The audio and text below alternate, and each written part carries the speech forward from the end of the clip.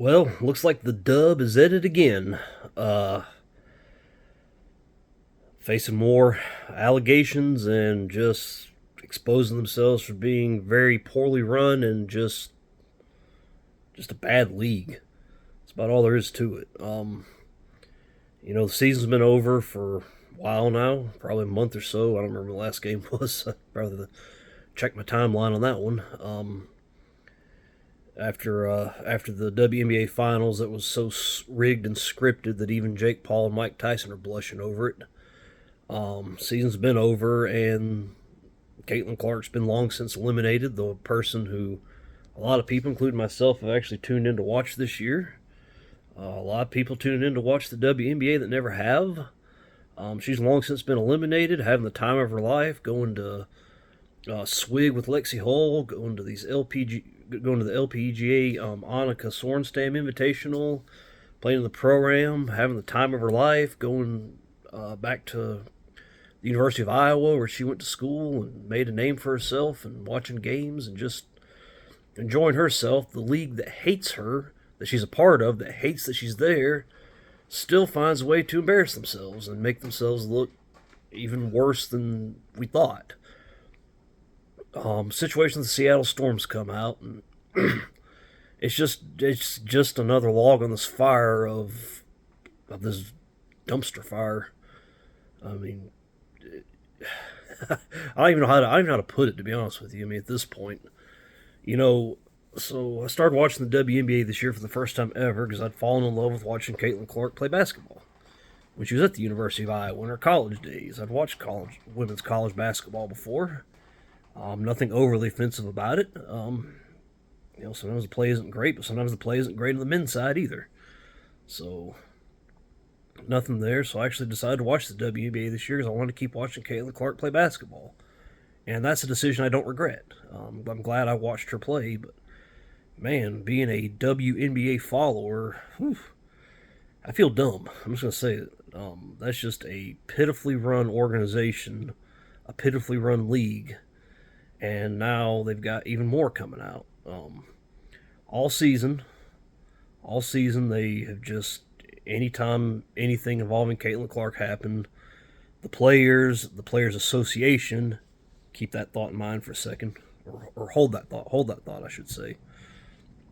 Players Association would come out and have everything to say, saying, no, this is how this should be said. This is how we need to handle this. Anybody supporting Caitlin Clark needs to be this and that, and uh, they had a reporter ask Dejanay Carrington after the eye poke and after what looked to be a mockery of it on the court, which probably wasn't, but I mean it was a fair question about it.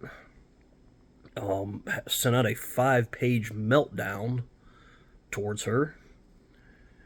When all this other stuff that doesn't involve Caitlin Clark happens, there's just crickets. You don't hear nothing. It's silence.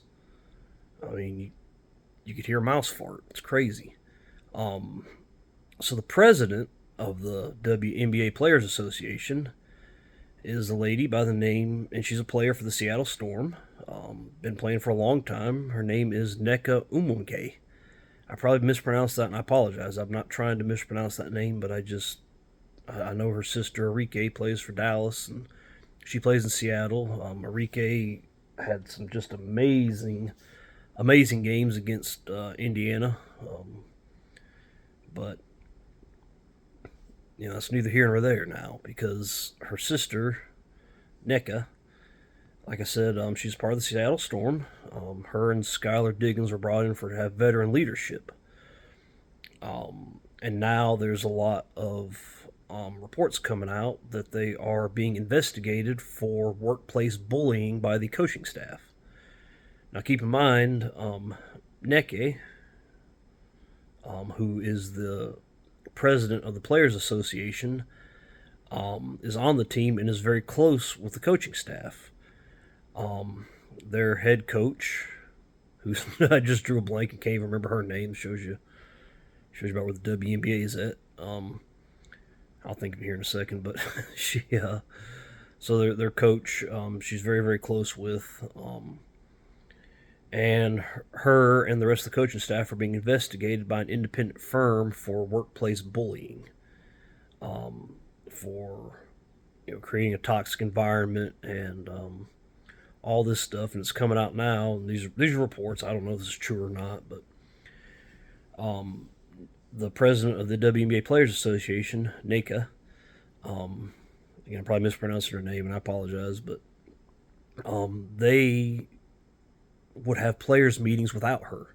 They would have players' meetings in secret and not invite her because they were afraid that anything they said, if it was bad about the coaching staff, that she would go to the coaching staff and tell them about it. They did not feel safe around her because they felt like she was just so loyal, such a lapdog to the coaching staff, or maybe the coaching staff are lapdogs to her, but either way, they're joined in the hip. And they didn't feel comfortable having her there. And now that same coaching staff is being investigated for workplace malpractice, basically. And we're the bad guys, us Caitlin Clark fans. We're the bad guys. I would say a lot more about that, but somebody did a lot better job than I did. Black and White Sports pointed out a lot. There is a YouTube account out there that, went absolute scorched earth.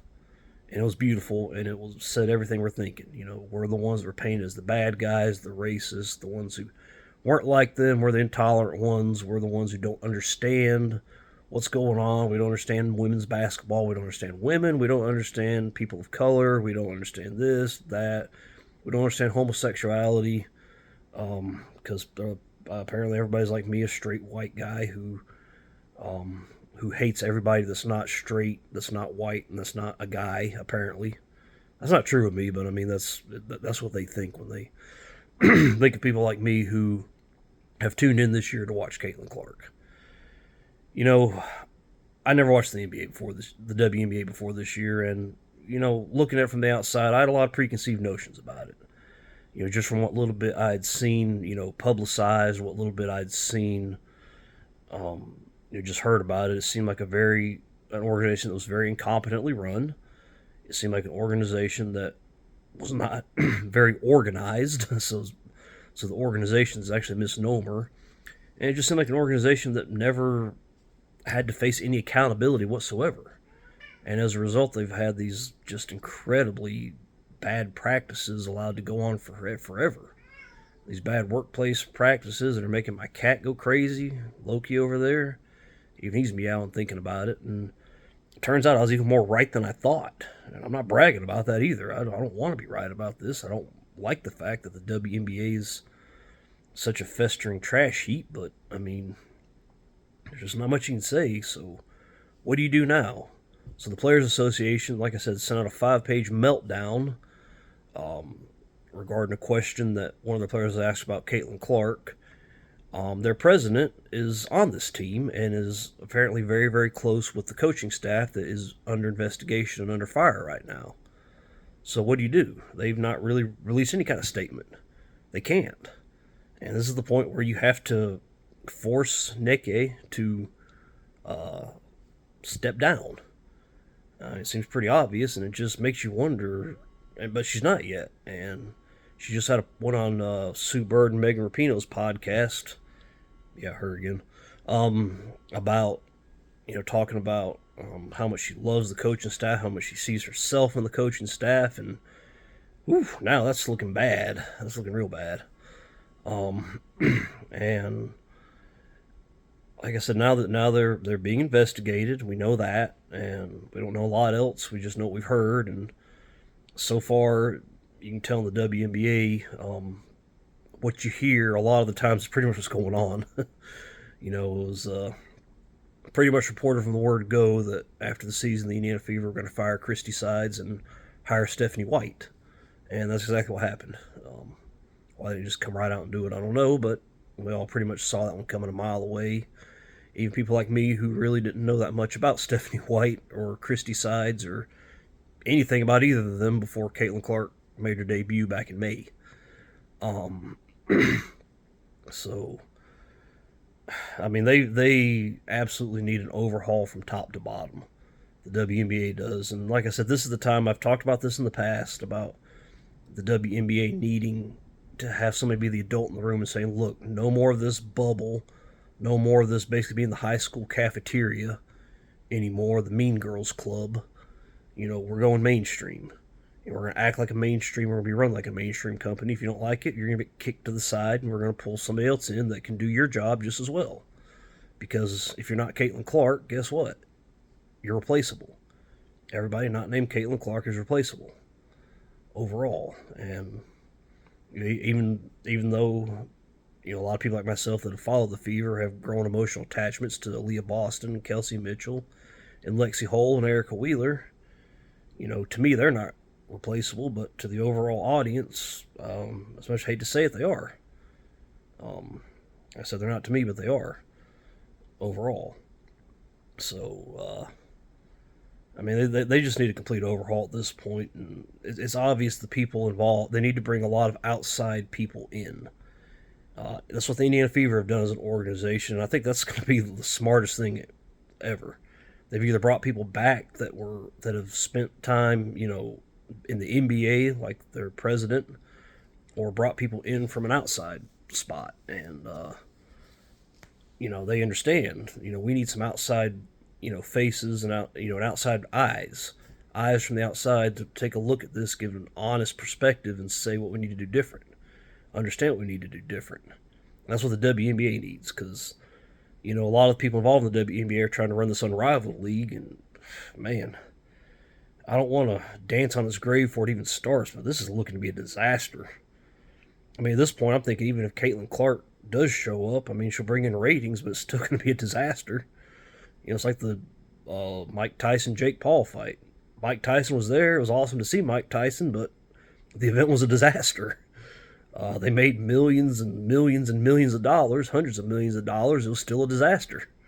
there's no two ways about it. So, at this point, the Players Association needs to clean house and bring people in, which, of course, I guess it wouldn't be the Players Association then, but, you got to bring some people in, again, with an outside perspective and say, okay, this ain't going to fly if we're trying to become anything close to mainstream.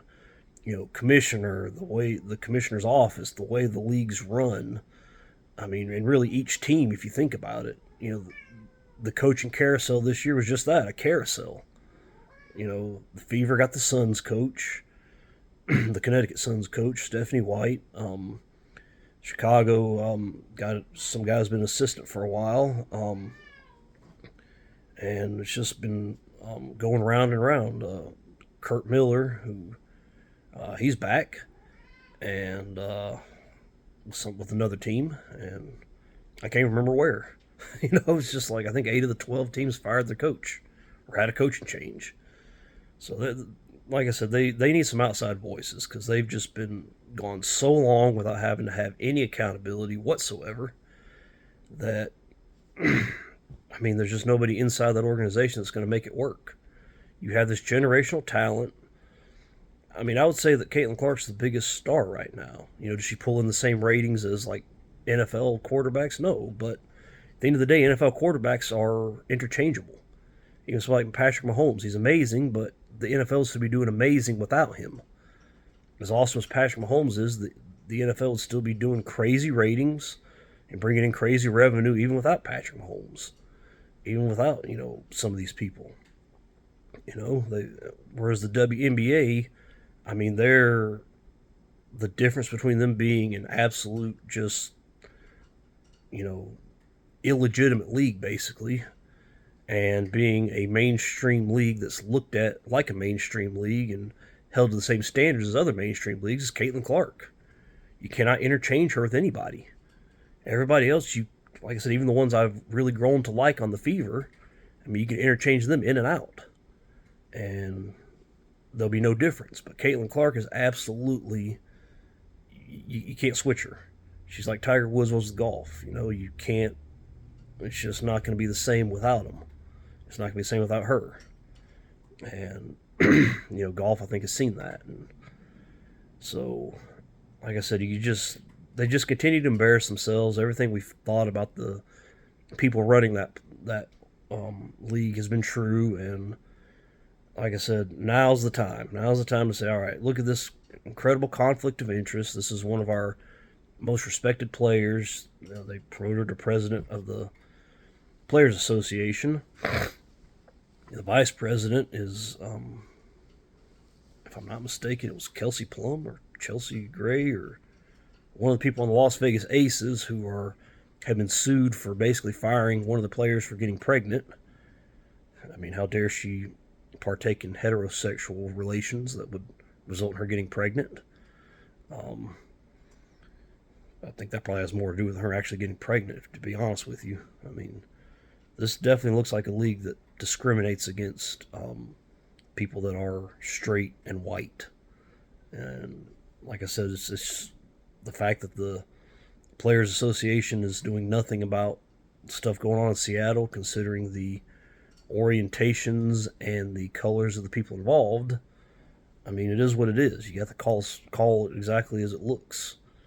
And so, like I said, they need to clean house. They need to get a lot of outside eyes. Spend the money. Spend the money on the chartered flights, and I'll spend some money bringing some outside eyes in there to tell them, okay, here's all the stuff you're doing wrong, and here's where I would be telling you all the stuff you're doing right, but there's nothing you're doing right, so there's nothing put on that list, so you're doing nothing right, so change everything. So that's it's a mess. The WNBA is a mess. I hate it for Caitlin Clark so much. She deserves so much better. You know, again, watching her at the LPGA, the way they embraced her, the way they're an actual run organization, and just knowing that she's putting their generational talents and her generational personality that brings us all in out there in such a horribly run, just mean girls league. Like I said, it's the high school cafeteria. I mean, I graduated high school in 2002. I have no desire to go back. Everybody who tells you, anybody watching this is in high school, anybody tells you these are the best years of your life, they're wrong. I mean, this is somebody who's, going through adulthood right now. I'm 40. Been struggling with this recession. I've got a cat yelling and meowing at me. I'm going through a divorce. I have 5 months after I got freaking married. I mean, this is embarrassing and crazy. I mean, and I'm here to tell you, this is still better than high school. So, yeah, see, Loki, tell him, Loki. Come here, Loki, come here. Tell him, see, look, this is a man right here who knows what he's talking about. See, look at him. Siamese cat, he knows what he's talking about. They need to do better. They need to get a lot better, and they need to get some outside voices. And I need to let Loki go before he claws the shit out of me. Take care. Thank you for watching these videos. Ain't that right, Loki? And I'll talk to you guys later.